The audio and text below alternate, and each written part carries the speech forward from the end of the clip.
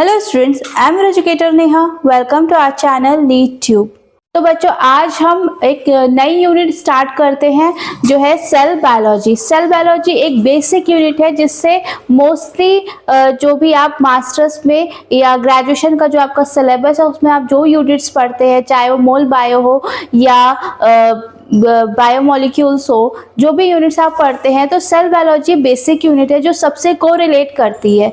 ठीक है, आप सबको पता है कि एक ह्यूमन बॉडी या किसी भी एनिमल की या कोई भी ऑर्गेनिज्म हो, चाहे वो बैक्टीरिया हो, है ना, चाहे प्लांट्स हो या एनिमल हो या हायर एनिमल हो, लोअर एनिमल हो, कोई भी हो, उन सब की बॉडी किससे बनी हुई है। अगर हम बॉडी ऑर्गेनाइजेशन को रिवर्स में लेके जाएंगे तो वो हम कैसे करेंगे। एक बॉडी है, बॉडी किससे बनी होती है?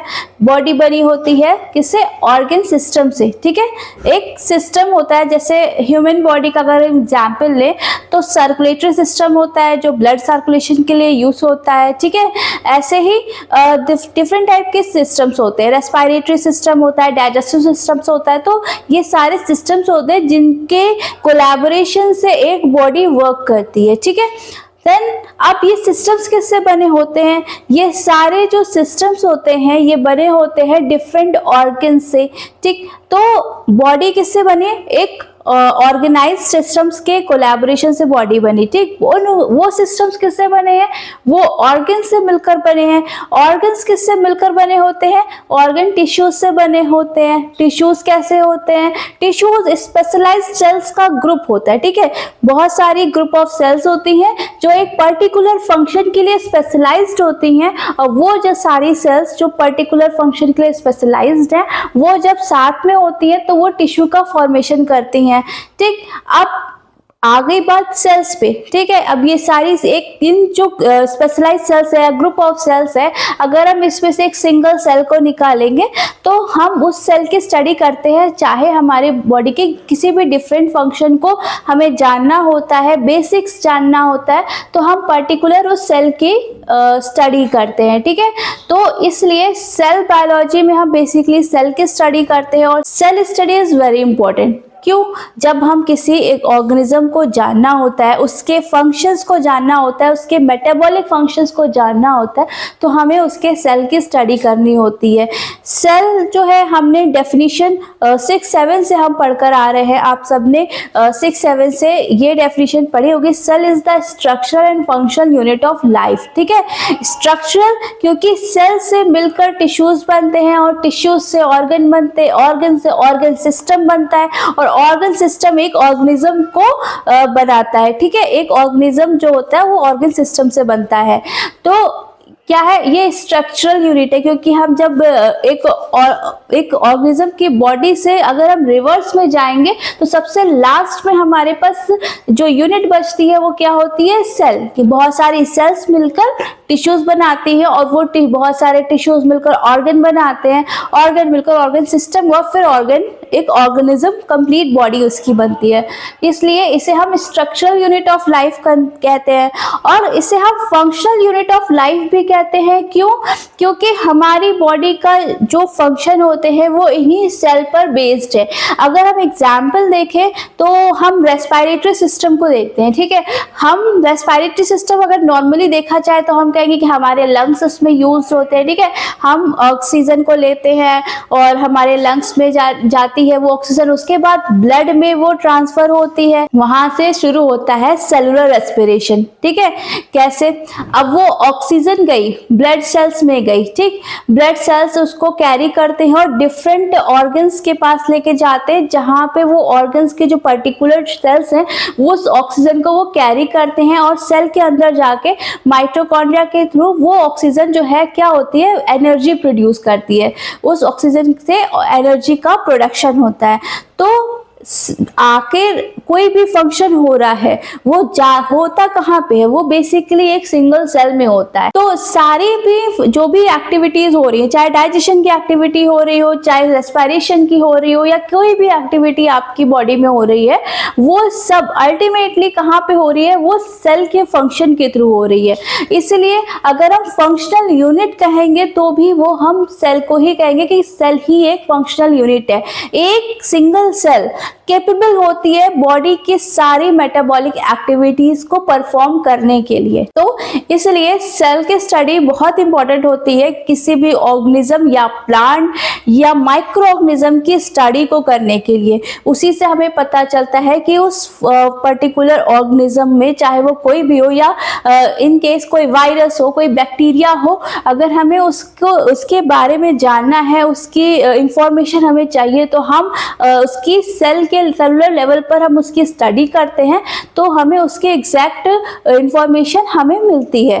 तो इसलिए cell biology is a important unit. तो सेल क्या होती है? सेल एक क्लोज्ड कंपार्टमेंट है। क्लोज्ड कंपार्टमेंट से क्या मतलब है कि सेल एक पर्टिकुलर बाउंड्री से कवर होती है। ठीक, सेल के स्ट्रक्चर आप सबने पढ़ा होगा, बेसिक से आपने 6-7 से पढ़ते आ रहे हैं कि सेल के ऊपर क्या होता है, एक बाउंड्री होती है। अगर हम प्लांट सेल की बात करें तो सबसे पहले सेल वॉल होती है और उसके बाद सेल मेम्ब्रेन होती है। बट हम एनिमल सेल की बात करें तो क्या होता है, वहाँ पे एक सेल मेम्ब्रेन होती है। तो ये सेल अपने आप में एक बाउंड्री होती है सेल के अंदर, और उस सेल के अंदर डिफरेंट सेल ऑर्गेनेल्स होते हैं। ठीक है, जैसे न्यूक्लियस होता है, कहीं माइटोकॉन्ड्रिया होता है, ठीक है, गोल्जी एपरेटस होता है, कोई वैक्यूल्स होता है। इस तरह से बहुत सारे कंपार्टमेंट्स में जो है ऑर्गेनेल्स होते हैं। बहुत सारे ऑर्गेनेल्स होते हैं जिनके ऊपर अपनी भी एक कवरिंग होती है, बाउंड्री होती है। और इस तरह से अगर हम सेल को देखें तो हमें सेल के अंदर डिफरेंट टाइप के कंपार्टमेंट्स दिखते हैं।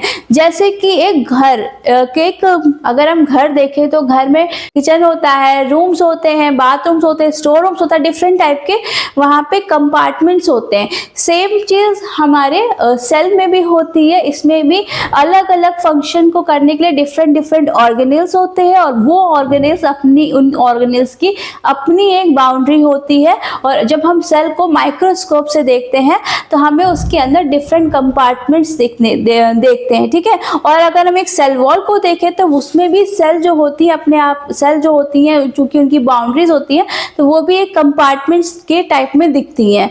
तो इसीलिए हम कहते हैं कि सेल क्या है, एक क्लोज्ड कंपार्टमेंट है। ये जो सेकंड लाइन में मैंने डेफिनेशन लिखी है, बेसिक डेफिनेशन है जो आप सब ने अपने स्कूल डेज में 6, 7, 8, 9, 10 सब जगह यही पढ़ी है।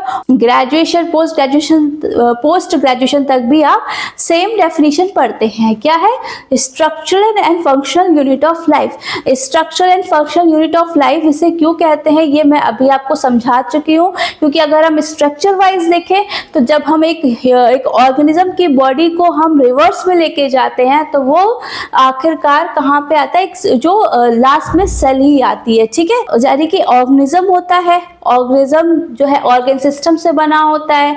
ठीक है, ऑर्गन सिस्टम ऑर्गन से बने होते हैं, वो और ऑर्गन्स जो होते हैं वो टिश्यूज से बने होते हैं, और टिश्यूज जो होते हैं वो सेल्स, ग्रुप ऑफ सेल्स से बने होते हैं। और उसके लास्ट में अगर हम जाएंगे तो हम सेल पर ही जाएंगे। ठीक है, सेल हमारी जेनेटिक इंफॉर्मेशन को भी कैरी करते हैं। ठीक है, ये एक स्ट्रक्चरल यूनिट है। और फंक्शनल यूनिट इसलिए है क्योंकि हमारी बॉडी की जितनी भी मेटाबॉलिक एक्टिविटीज होती हैं वो सब कहाँ से परफॉर्म होती हैं, वो सब परफॉर्म होती है एक सिंगल सेल से। ठीक है, हर सेल कैपेबल होती है कंप्लीट मेटाबॉलिक एक्टिविटी को करने के लिए। ठीक है, इसलिए हम इसको फंक्शनल यूनिट भी कहते हैं। ठीक, फिर अगर आगे हम देखें कि सेल की डिस्कवरी कैसे हुई, ठीक, तो उसके बारे में हम देखें तो सबसे पहले रॉबर्ट हुक ने 1665 में सेल को देखा था। उन्होंने क्या किया था, उनकी जो पहले जो मेडिसिन के लिए जो बॉटल्स आती थी उसमें एक वुडन कॉर्क होती थी। ठीक है, तो उन्होंने उस कॉर्क की थिन स्लाइड को लिया था और माइक्रोस्कोप में देखा था, तो उन्हें कुछ इस तरह से स्ट्रक्चर दिखा था।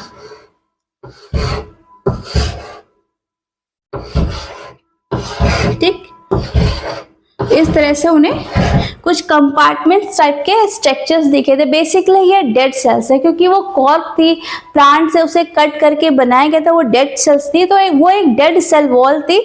और उन्होंने उसको इस तरह से उन्होंने इस सेल वॉल को देखा था। ठीक। तो ये हम इसीलिए जो स्टार्टिंग हुई है सेल की, तो हम कह सकते हैं कि रॉबर्ट हुक ने फर्स्ट टाइम सेल्स को देखा था और उन्होंने डेड सेल्स को देखा था।